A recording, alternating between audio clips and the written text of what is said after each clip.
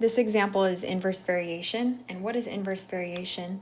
It is when the product of two variables is constant. For instance, in this equation, pressure is equal to 8.31 divided by the volume. Or in other words, if you multiply these two together, you always get 8.31. So the product of those two variables is always constant, 8.31. So we're asked to find the pressure here when the volume is 83.1. So that means I need to plug in 83.1 into the denominator. And if I take 8.31 and divide that by 83.1, I get 0.1. For the second part, we have to find the volume when the pressure is 0.4. So let's plug in 4/10 into the left-hand side for the pressure, and we're solving for the volume, right? So in order to solve this, you can put a 1 under the left-hand side and cross multiply. So 8.31 is equal to 0.4 times V. And one last step, divide by 0.4. And you should get 20.775. For this last part, we're asked to find the pressure when the volume is 415.5.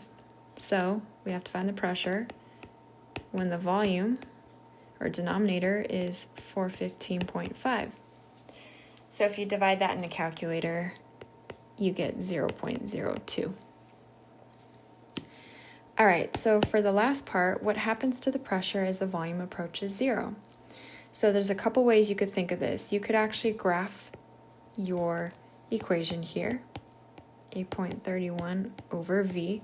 Think of this as like y equals 8.31 over x. And if you graph it, it would look something like this. And again, I excluded the left-hand side of the graph because volume has to be positive, and so does pressure. So we're only looking at the right-hand side of the graph here. So if I look at what happens when it approaches 0, when the volume approaches 0, right, as you're moving here to 0, what's happening to the pressure? It's actually going up to infinity, right? You could also think of the fact that if you had to find the vertical asymptote, you would set the denominator equal to 0. So the vertical asymptote is x equals 0. So as the volume approaches 0, you're going to hit that vertical asymptote. So the graph is going to have to continue upward towards infinity. So the answer to this is, what happens to the pressure as the volume approaches 0? I would say the pressure